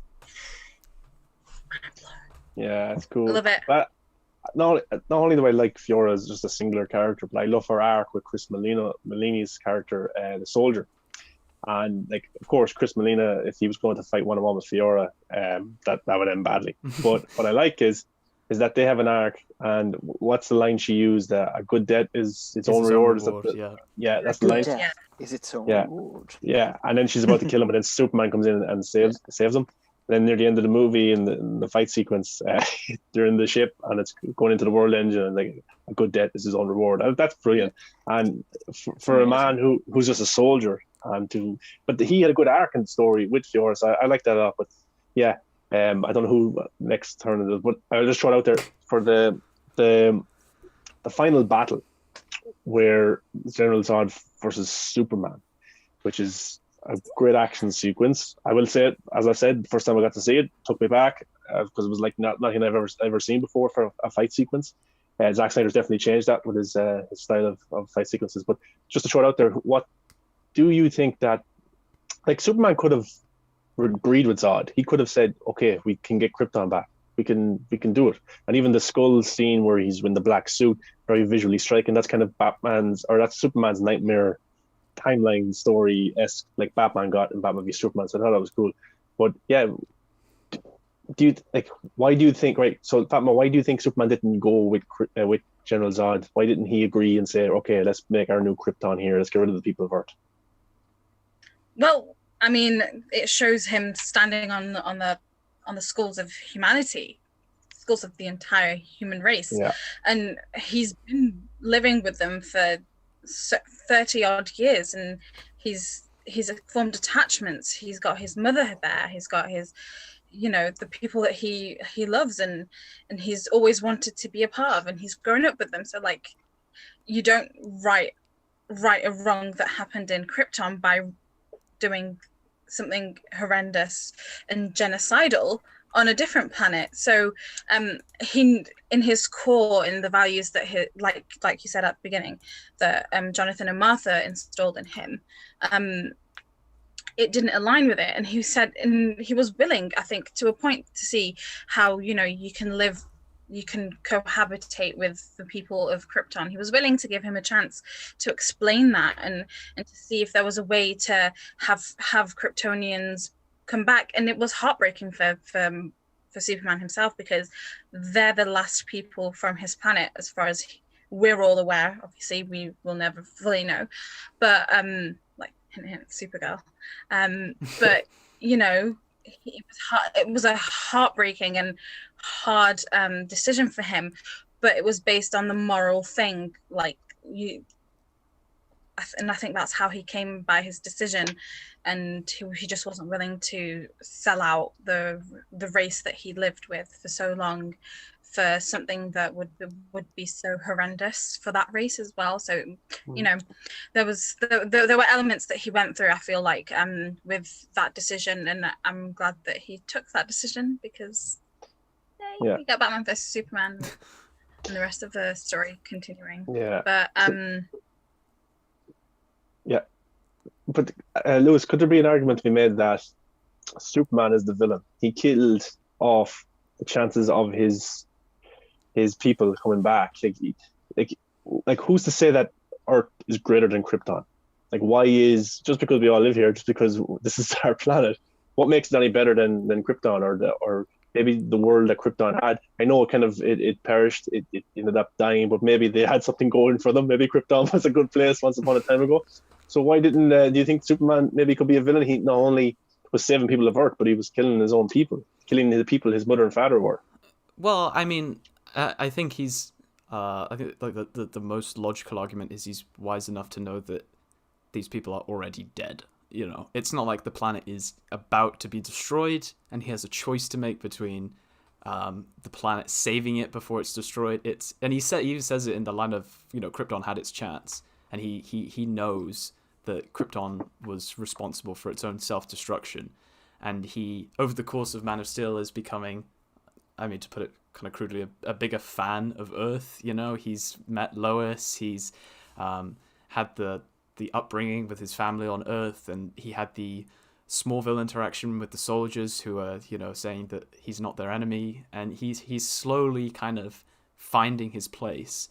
And I think the vision that Zod gives him of, you know, him standing on the skulls of everyone, he knows that that's kind of one of the more explicit arguments, I guess, against Superman being the villain, in that he can see exactly what Zod's plan is, and that he, you know, the foundations have to be built on something. So it's a spectrum from like the implicit arguments of him gradually finding his place on Earth to the more explicit of Zod being like, yeah, I'm gonna murder everyone, you know, I don't care for this planet. And that's it's one of the big tests that Superman has to face, and I think there are also maybe some kind of general movie making principles that would kind of fly in the face of Superman going, hell yeah, let's just murder everyone, dog, you know, and all of a sudden the DC universe ends after Man of Steel because there's nothing else to do. But it is the fact that it's one of those things that kind of gives you more ammunition to support Superman in saying that, well, yeah, I mean, that's kind of still a compelling argument. Why wouldn't you want your people back? And it's what makes his decision to have to kill Zod at the end all the more impactful, because it's not just stopping some bad guy, it's preventing an entire planet, it's preventing an entire civilization from coming back. But, you know, at the end of the day, we kind of still know that he has the Codex in him, so he still has that capacity. If there is some kind of invention in the future, whatever, maybe it's not just limited to Zod's gang who know what to do with his blood, who knows? But it's powerful, you know. It have a very explicit visual, you know, image that Snyder gives you with him descending into the skulls. But I mean, I love how the phrase Clark says later in the movie to Zod, when Zod says, if you destroy this ship, you destroy Krypton. And he goes, Krypton had its chance, because it's a really, really interesting way of Clark saying, I saw what Krypton was with you, even my father told me what Krypton was, and now that I have the chance to choose between my original native world and this world that accepted me, I have to fight for the ones that, if anything, are not evil maniacs that want to destroy a whole planet. It's really beautiful to see this, how his nightmare showed exactly not just the plan that Zod had, but even the terrible outcome, even in the best possible outcome. The planet, the terraformed planet, wasn't an Eden, wasn't a beautiful paradise. It was a land with a broken moon, skulls all around, and everything destroyed. It almost saying these warriors couldn't even try to build a new Krypton because they are just warriors. They know how to fight. They don't know how to build anything. I think there's a nice contrast with in Wonder Woman as well, when Ares is showing Wonder Woman, what life could be like, and he shows her essentially a paradise, and it's her, seeing through that illusion and making the right decision. So it's kind of, the opposites of Zod just saying, yeah, everyone's fucking dead if I'm in charge, to Ares being like, whoa, look how great things could be. So I just think that, it's a nice little... Yeah, and we all think that things could be better because it suits us. Look at Wonder Woman 84 with Maxwell Lord. You want everything to make you happy, I'll give it to you, and then what happens, the world is kind of, it goes to shit, and it doesn't end up too good. But I would argue that maybe Superman's Earth is his mother and Lois. If they were to die, would he defend Earth at the same capacity? And the answer is no. Let's go to the Nightmare timeline where Darkseid is the ruler, brings apocalypse to Earth. So if Lois dies, if Martha dies, does Superman really care about Earth? We'll have to wait and see in maybe the continuation of Superman's story if the Snyder arcs happen. Hopefully, yes, fingers crossed. So that would be my kind of argument to that. Does he really care if Lois dies, if Martha dies? Does it break him so much that he doesn't care anymore? Which could be a possibility. That's something that and we're going to a digression to Batman versus Superman, but I think that's really something interesting for the arguments about, Superman in the nightmare scene in Batman versus Superman is just evil because Snyder doesn't understand him, and without Lois he's evil. I think that Zack evolved it in a more nuanced way. The loss of his island, as Martha says, the thing that he has to focus on. When he loses them, I think that he doesn't outright become evil. I think that he becomes more easily manipulated by the anti-life equation, by the complete loss of hope of everything that he is. So yeah, I think that, this was just a bit of a digression, but critics. It goes in hand with the fact that that Henry Cavill's Fortress of Solitude is, within, and it's when he wants that comfort and that guidance, he sees his father. It's not, anything else. So yeah, I buy that it's the foundation of Henry's Superman is rooted within those closest to him. So yeah, definitely. Yeah, and I got to see a behind the scenes kind of clip of Man of Steel probably a few years ago on YouTube, and I was shocked at the CGI work and the visual effects that was done, because even General Zod suits, his Kryptonian army of suits, and then you look at him and he's just wearing his pajamas, and they actually CGI the entire thing around that. But that brings me into the next point of the visual effects of the fight sequence. The fight sequence is a great. It's kind of in different parts. He fights them and then he kind of loses the armor and he's in his black Kryptonian suit. Zod is, and the two of them fight. And it's a pretty impactful, powerful fight sequence that goes on, and a lot of people die. There's a lot of, and not only does it show people dying in the next movie, Batman v Superman, what's the consequences of this? A lot of action sequences and movies and stuff, we don't get to see the consequences of the characters. But if you had never seen Batman v Superman, you could say that, a big criticism I had with Man of Steel was they never showed the people in agony, they never showed the people dying, the consequences. But it's a 5-story arc. The next arc shows that. So the whole fight sequence, what's the thoughts on that? Who loves it? Who didn't really like it the first time around? Oh, I didn't have an issue with it at all, but I do remember the absolute outrage that there was from 2013 up until 2016. Article after article, criticism after criticism. This was so bad. How dare Zack just like kill everyone in Metropolis? And look at this. It's just destruction gore or whatever catchy, article headlines they decided to go with, and it was so bad. It was so bad. For those 3 years, that was the main point that a lot of people defended. And in all honesty, if a world engine came into Manchester right now, I'm sorry, I don't think anyone can safely evacuate everyone. And if it just started to do that boom thing into the earth, there is no way that anyone could safely evacuate. There's just, it is the logical thing that would happen.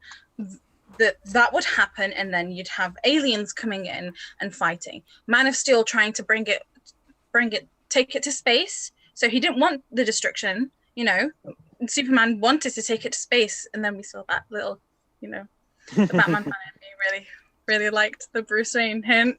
But he took it to space, and he wanted to avoid killing people, and he tried to make it as further away from anyone that he could hurt as possible. But it was Zod who did this, because Zod doesn't care for humanity. And that is why, I get that the person in the comments said he's not a villain, but a villain, I suppose, like I said, they have the right to them what they think is the right moral thing to do is, and then but then they do, so there you go. But the point was that he didn't care for humanity, and he didn't care to avoid death in Metropolis. And why would he? And why would this scene go any other way other than the way it went? So which is why bless Zack Snyder in Batman versus Superman, he took that criticism, and in several parts you see General Swanwick saying, "Oh, we've evacuated, and then the next part is, "Oh, they're in the little island, and the island has been deserted, so no one's gonna get hurt. It's just them." Which takes it back to the Man of Steel fight scene between Zod and Superman, and which, it links really well with Batman versus Superman at the beginning, where Bruce Wayne decides that Superman is the villain, which is another thing that, shows how a lot of people who did criticize the scene would also think like Bruce Wayne, who's been battered for 20 years in Gotham, which is a great parallel to show how well this universe is connected, and how well all of these ideas are present. And having Chris Terrio and David Goyer writing these things, and having Zack Snyder thinking of what the implications of everything that has happened and the consequences of things that have happened are, which is why I personally never even saw the issue with having that, because realistically, if a world engine came into Manchester right now, I'd be dead, or we'd all be dead. How do you expect people to evacuate when they can't stay in their homes for COVID? So, and it's not even just, and it's not just evacuating; it's safely evacuating, because evacuation in and of itself can also be harmful if if there's a stampede on top of each other. Yeah. So I get that, a lot of the other movies, and Godzilla showed it, and Marvel showed it, and any other movie where there's a major catastrophe in any major city, they always try to show you that, look, we've evacuated everyone, so now all of these buildings being destroyed are clear of everyone, which is just again, can you do that in time? Unless you've been given a 24-hour warning. I feel like Zack had kind of a gun to the back of his with head in Batman v Superman, when you have when Gal's watching the news on the TV, and they're like, thankfully it's late at night and everyone's been evacuated. Zack is just sat there like that to the critics, get off my ass, all right? People aren't going to die here, okay? Yeah, that's probably a studio note from Warner Brothers. Yeah. You can't have anyone die in this one. But no one dies in Batman vs Superman, by the way, guys. Everyone lives. No, everyone's alive. Even the guys, even Zack himself in the live watch, he literally said, those guys, they're fine. Yeah, they're fine. Just get riddled with bullets, and then the follow up, just sit up and go, wow, that was kind of painful. Oh, all right, let's go. Even the African warlord, or maybe he's not a warlord, the African the guy that's over that community, he's okay as well. He isn't 100%. Yeah, but They're all it's funny. alive. Yeah, but the one thing I didn't like about Wonder Woman 84 was that it showed Wonder Woman saving every single person. There was Yeah. people. It would cut to her catching someone. I was like, okay, we get the idea. She could save people. They did it every time though. That's something I didn't really like. But Max, the fight sequence with Zod, thoughts, my man.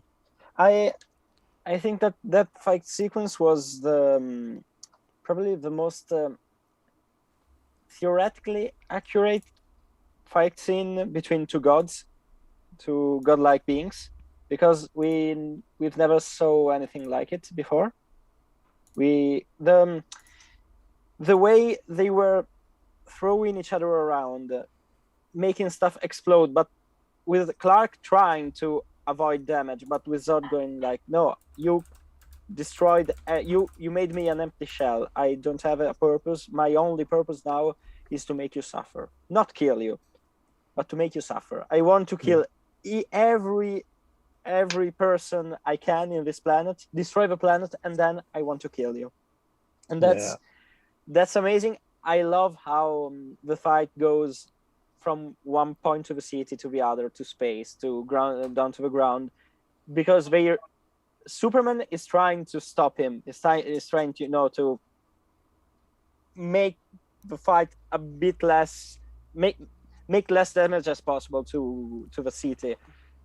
But Zod is getting more powerful with each punch, and yeah, it's amazing. I really love the small detail that there's in one frame of the fight where Zod takes Kal by the cape. He starts spinning around, and in one frame you can see Zod's eye with the S of Superman in it, and that's such a tiny detail, and it's so amazing because it's something that you surely would miss in theaters, but when you go watch the scene and you see the eye, the close up, and the S, it's so beautiful. And then I think that we're going to talk about the least controversial point of the movie, the ending of the fight scene. But yeah, I think that you're going to try. I leave it to you for now, Sean, to talk about. Yes. So the ending of this movie, where he goes to the Daily Planet, and not that one. But if only. But yeah, he decides to. General Zod isn't going to give up. He isn't going to surrender. That's not him to surrender. We've got to see that at the start of the movie. On Krypton, he's not going to give up, and he's going to kill this family and children as well. He's going to vaporize them with his eyes. But Lewis, what did you think of Superman's choice there, Clark's choice with that? Do you think he should have done something else? Maybe flew up into the sky, or do you think his only choice was to kill General Zod? As just pointed out in the chat, once Zod learned how to fly, it was a wrap. He couldn't take him off the planet, and I think that we see there are so many explicit beats in the final scene that are almost they're just a tiny bit off Zack beating you over the head with information, like when he adjusts to the sun in Smallville, and he's like how quickly he adapts to that because he is a soldier trained his whole life. He has the moment where he throws down the gauntlet and he can fly. It takes him like 10 minutes of being on Earth to be able to do that, whereas Superman, it takes him 30-something years. So if that is the proportional growth that Zod is getting to the same power level as Superman, then the longer it's drawn out, the harder Zod will be to beat. So there are things like that that are very kind of like, okay, look, Zod is really powerful. Superman just cannot win. So when he has this one position, this one moment to end the fight, and the first thing he does is beg him to stop. He doesn't just go, fuck you, I'm going to kill you, and I'm done, and the fight's over. Snyder doesn't get Superman. I'm just gonna murder this guy, and I'm evil, and there's nothing redeemable about my Superman. And some critics seem to think he's begging him, he's imploring him to stop, and he says never, and it's just like how much clearer can it be? And that is a whole point that feeds into Superman's character in Man of Steel, and really obviously in Batman v Superman, that he has choice, and that no matter what, he chooses to do what he thinks is the right thing. But he's still inexperienced. He's still only been Superman for a couple of weeks at this point, if that, fully powered.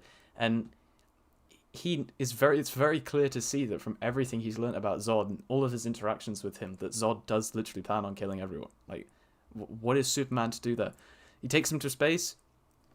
Zod just gets even more powerful as he gets adjusted to the sun's radiation, and it's a wrap. You know, this is a guy who's been trained as a soldier his entire life. It's in the dialogue. It's literally right front and center.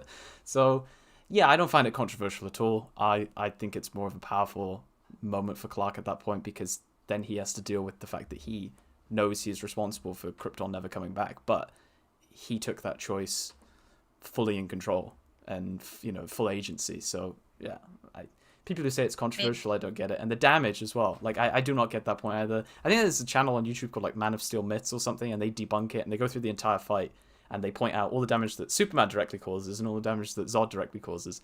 And I think from memory, there's the moment where Superman, like, drags Zod along the top of the side of the skyscraper, just, like, pushing his head into the building. And that is it. Everything else is Zod.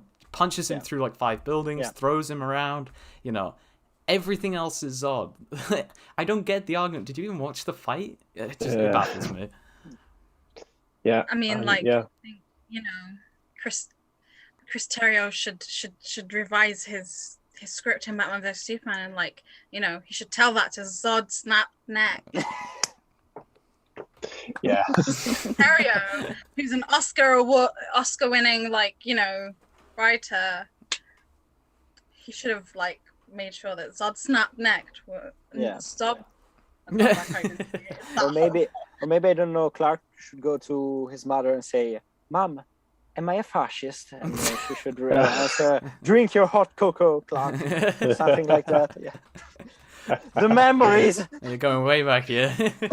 I think we're definitely going to get a controversial scene in Zack Snyder's Justice League, because in Man of Steel, it was the Zod neck break. In Batman v Superman, it was the Martha moment. Those are very huge opinion pieces from people. So I bet you're going to get something. I don't know what's going to be, but something's going to happen in Zack Snyder's Justice League where people are like completely down the middle like it again, and it's going to bring so much exposure to the film. And that's even better because it's a streaming movie. People are interested and they'll want to check it out. Superman does what, or Cyborg does what, they'll want to check it out. So that's pretty interesting. But yeah, like it's so impactful when he does snap his neck. It's just, you're like, what the fuck? He just snapped his neck. And but yeah, there was no other choice. What else was he supposed to do? Take him to Arkham Asylum? You know, there is no other choice. But yeah, what Max, or who's next? I'm losing track of the stage. But whose thoughts on that? Lewis, is it? Yeah, Lewis. Or who was it? I can repeat everything that I just said if everyone wants to listen. You to said something, yeah. My so who didn't? point. Max, you didn't talk about the next track. About the last bit of the fight when Clark snaps his neck is definitely controversial, but to me, especially coming from Death of Superman, vibe, I absolutely understood why he did it, and I think that it wasn't something that broke the character in any way, shape, or form. Superman didn't go there and go, I remember watching a meme with Superman, I think, holding his phone or watching Another Way and going like, yeah, whatever, and snapping Zod's neck. Like he did it because he didn't have anything else to do.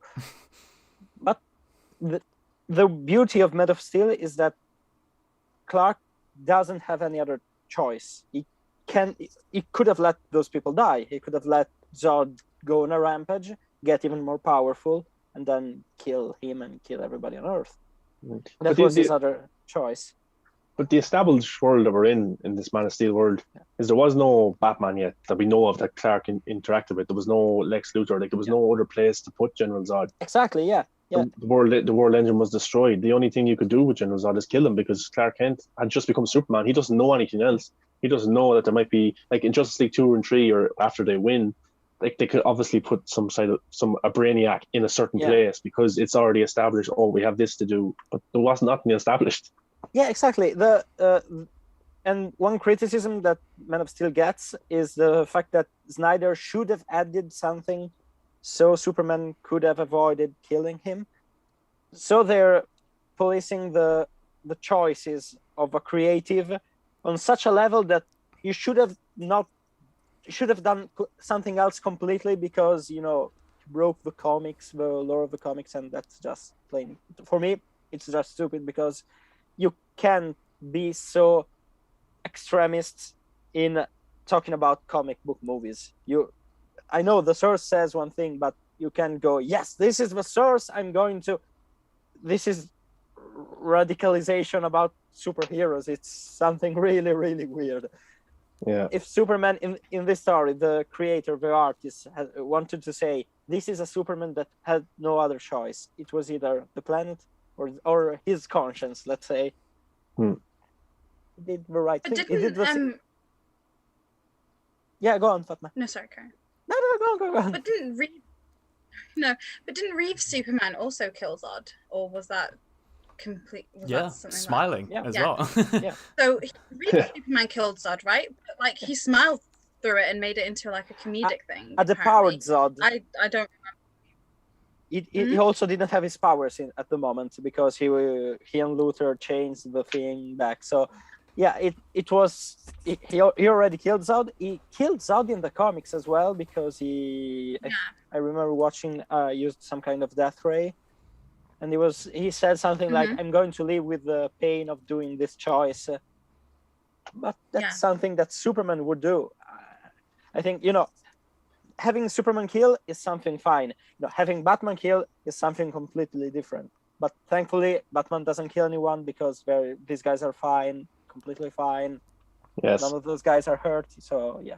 But it brings into line like a whole array of criticisms that go against Snyder that really you just are baffled by. Like, what is the alternative for Superman at the end of Man of Steel? There is none. There is no alternative. And as I said, there are so many things that's kind of smacked over your head at points to say this is how it has to end.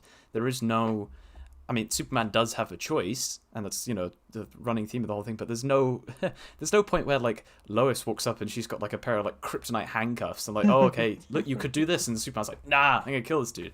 There is no alternative, and that's the point, and that's meant to bring that kind of like that onus of responsibility on Clark at that point where he kind of really becomes Superman and is deciding things on a planetary scale. And then you go into, I mean, things like BVS criticisms like Batman murdering. I'd say, BVS is arguably the best example of a film taking issue with him murdering, like above any other film. Like, you think about the end of The Dark Knight Rises. He literally murders Talia and her bodyguard. Like, there's no question about it. He literally kills them. Yeah. Whereas like an hour before he said no guns, and then all of a sudden, he just flies in front of the truck. I know you can make an argument about it being for like the greater good and whatnot, but then you go, okay, well, that's the exact same thing with Ben Affleck. He thinks he's murdering for the greater good, but he's doing it in such like a morally twisted and unjustifiable way that's the point of his character in BVS. But he kind of justifies himself by saying, "Yeah, I'm a villain. Yeah, I'm not." Yeah, he makes there's no attempt to make Batman morally right in BVS, like at all. No. Which brings back to the point of like how Reeves kills Zod, and it's done in the comics, but with this movie, you see that there's so much turmoil that Superman is going through whilst he's holding Zod's neck. Like, he's literally begging him to stop because he's crying, I think, also. It's not done in an insensitive way at all. Like, you see him tear up, you see him begging him to stop, and literally having all of his strength on his head to make sure that he doesn't kill the family. And then afterwards, you don't see him just smiling like, oh well, I just killed him, I saved the day, we're all grand, we're all great, we're all perfect. He literally like falls down to his knees and cries and has that big cry that's really like heartfelt. And when he's with Lois at the end, after that happens, it's done in such a like grand way that the snapped neck wasn't a joke. And I know it's turned into a joke with people rewriting scripts or whatever, but that scene wasn't light. It was heavy, and it wasn't something that Superman wanted to do, and it was very clear from beginning, during, and end of it that he didn't want to do this. So like we have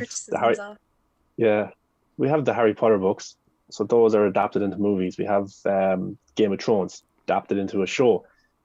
if you try and how many different versions and interpretations of Superman is there in the comic books and Batman and all these characters? Which is the right adaptation to bring to live action? I don't think there is the right one. I think it's just a director who will obtain this story and takes snippets from each comic or comics that they like and also bring something new to it.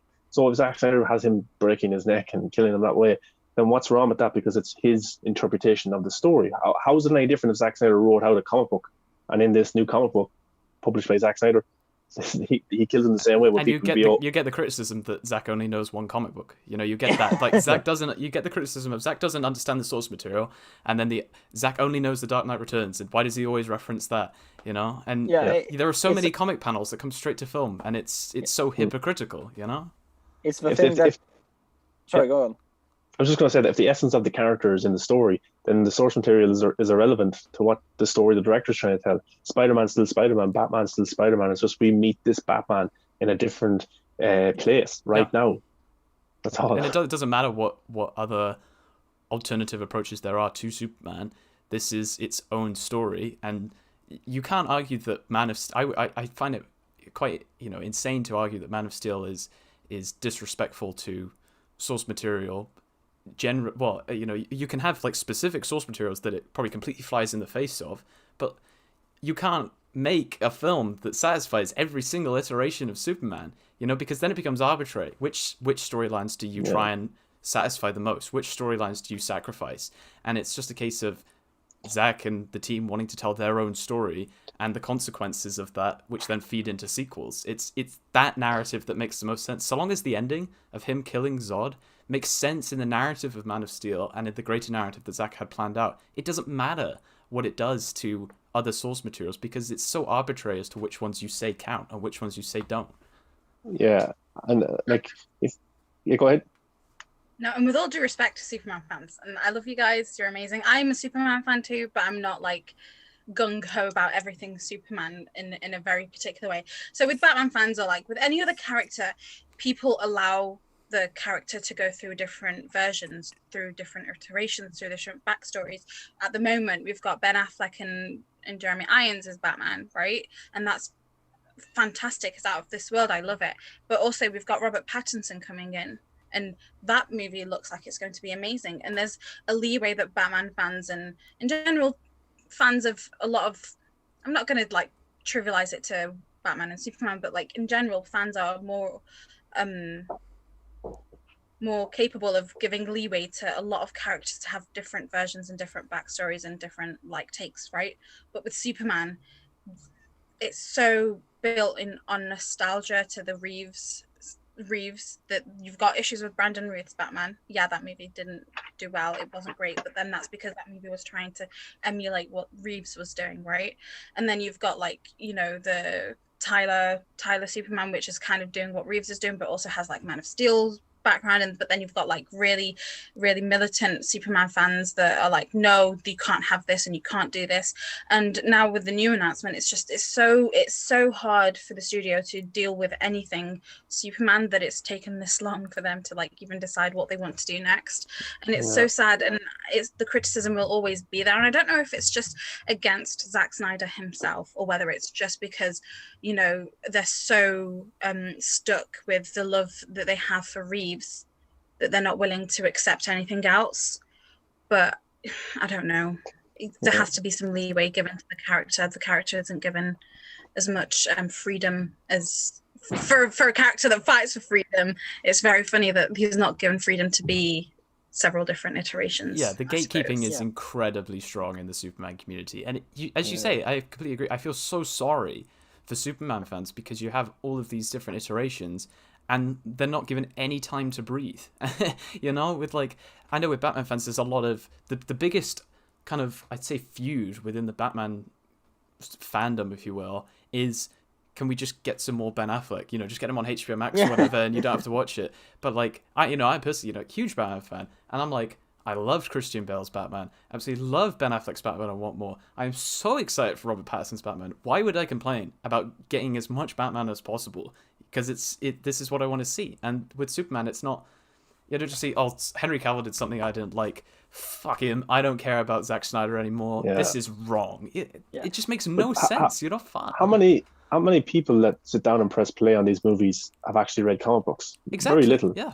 So when people are criticizing Henry Cavill's Superman, Zack Snyder's Superman, they're criticizing it by comparing it to Christopher Reeve's Superman. That's their source material. That's their comic. Is that movie?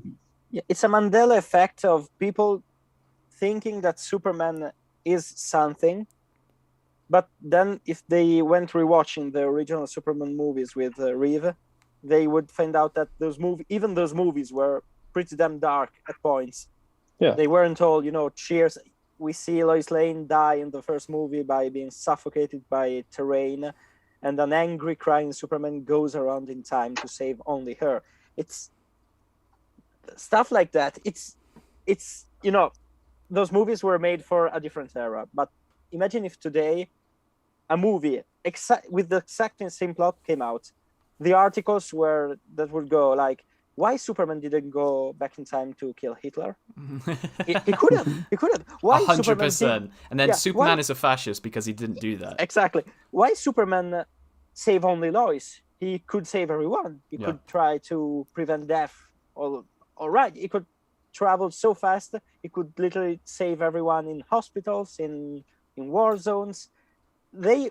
People expect something from Superman that Superman never was. They are stuck with the idea of Trunks' video of saving kittens out of trees, saving everyone while smiling and doing stuff like that. I don't know if you saw the new Superman show, the first episode. Yeah. I watched it. I have to admit, I liked it, but I think that there's a bit of a way they try to shield themselves from a lot of criticism, besides the racial stuff that is horrific, and that's something that's terrible. But even from the usual gatekeepers, they added that those 20 seconds of him with Flasher suit at the beginning, going like, here you go, kids. My mom made this costume, and flying away while smiling. And stuff like that was completely pointless from a, logic point of view. But even besides that, the fact that a Superman would stay and, have a little chat with a kid is nice and all, but those 20 seconds are 20 seconds when hundreds of people are dying all around the world. Car crashes are happening everywhere. And it's fine to see people, being cheery and smiley, but what Snyder wanted to do was a gritty take where Superman could save everyone. Why doesn't he save everyone? Why he can't actually save everyone? People don't know what they want from Superman to be, and so they're going to be angry forever, I think. Yeah, and the thing is, the newer generation now compares the Christopher Nolan Batmans to what Snyder was doing. So I think a lot of people, their comic books is the adaptation that they grew up with, their first interpretation to the character. So many people saw Christopher Reeve's Superman, that's Superman. Even when Michael Keaton's Batman came along and it was a big hit, then the studio wanted to change the tone. Batman Forever came out, Batman Robin came out. People were still complaining because it wasn't Keaton's interpretation, it wasn't Burton's world. Man of Steel comes out, there's so much criticism, but then the studio try and get rid of that version, but then there's a fan uproar again to see more of that character. So it just shows you how much these characters speak to people, and the dark, gritty tone really suits the DC universe, in my opinion. But that's what I've always thought has worked when they've tried to be Marvelize their product. Batman and Robin, Shazam. I like Shazam, just didn't make much money, and Justice League 2017 doesn't do well. It doesn't have that audience straight away. But the end of the movie, he's working at Daily Planet. But I want to get everyone's thoughts how they felt about the movie back then when it ended, when their first experience, and how much the movie kind of means to them now. And kind of, it's Zack Snyder's birthday, so what Zack Snyder means to you as well. So who wants to go first? Max, you go first. Okay, the show's over. And, Fatma, you go first. Okay, I'll go first. So back then, I loved it. The movie was great. I didn't have any issues with it. I read all the fan matters about the movie, the analysis, the gifts. I was there for it all, and till this day, like with Namek, I still learn things about this movie that I didn't know when I first watched it 8 years ago. So like over time, I've only grown fonder and fonder with it, and with the score and how it was made, and the thought and the pure heart that Zack Snyder put into this movie was just something that I hold dear to my heart, as do I with the rest of the movies that he's made in this universe and his other movies. So over time it's just grown bigger and bigger, and there's a special place that I feel like Man of Steel is the heart of the universe. I feel, because that's how it starts, and there's just so much love coming from that origin story that you find being brought back into the universe in Batman vs Superman, and hopefully in Justice League, because a lot of it is connected, and he has thought this universe through really, really, really well. Hopefully Justice League 2 and 3 happen. Who knows? As long as, yeah. But that's how I feel about the movie, and how I feel about Zack. Well, he's just amazing. Like the work, the love, the passion that he has for his movies, for us as a community, of like, how we've worked for him, and the things that we've all done together with AFSP. That's also an amazing thing that I'm really happy for. So happy birthday, Zack, once again. Hope you're having a wonderful day. But as long as, and did you ask about the future of the universe as well, or was that just? Go ahead if you want to bring it. if you want to bring it in. Sorry. Well, the future of the universe, where I stand with it, as long as Zack is given complete freedom and he doesn't have to deal with the abuse and the horribleness that he had to deal with in the last 4 or 5 years since the Justice League was filming, I am on board with Justice League 2 and 3. But if he has to go through that, then I don't want that for him. And I'm happy to enjoy Army of the Dead, which is an amazing movie that will come out soon, and like the universes and the things that he'll create. So that's where I stand. And I've waffled on a bit too long, sorry. Oh, that's awesome. It's great to hear. It's great to hear how much the film and Zack means to you. Max, what's your thoughts?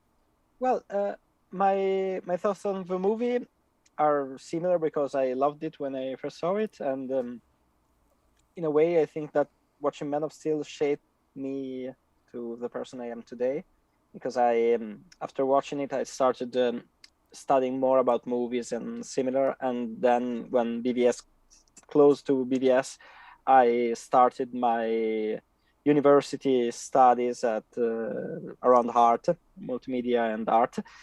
So yeah, I think that Man of Steel is a movie perhaps a bit too complex for, and I know it sounds it sounds bad, but it's a movie that tackles some pretty deep philosophical and emotional themes that if you go watch the movie and you went watch the movie expecting Iron Man 4 or Captain America 3, I don't know, you would kind of hate it, because that's not what Man of Steel is. Man of Steel is a completely different beast. And I love, and I hope, as Fatma was saying, I hope that Zack continues the saga, but at the same time I wish for him to do it only if he gets a safe environment to work in, somewhere where he can explore the universe without shackles, but also without can I swear? Yeah, I think I've sworn about 400 times today. Yeah, with the fucking dumb executives that doesn't have a clue about the characters or the lore or what fans want to see. I hope that if he gets to do it his own way with on his own rules, I wouldn't want anything else. If the studio is stupid, as we're seeing lately, I'm okay with him going to direct King Arthur movies, more Army of the Dead, something in the middle. So yeah. Awesome. Yeah, it's hope for more of that, but yeah, his films speak to us all. And yeah. Lewis, does his films? You don't really like his films, do you? You don't really. No. I'm the devil's advocate here. I just want to say that cannot wait for more MCU content. Let's get into the next discussion. Well, take away TT. Yeah.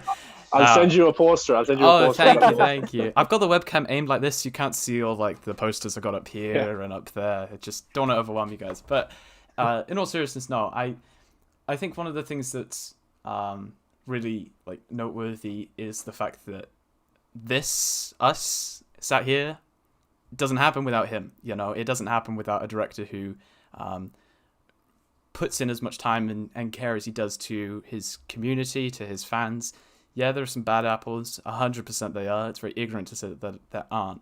But the flip side of that is a community that's raised $500,000 for suicide prevention. That's provided a network for people who just love a certain type of movies. It's provided a way for us to kind of joke and laugh about criticisms that are otherwise, actually pretty damn harsh, like we've seen today.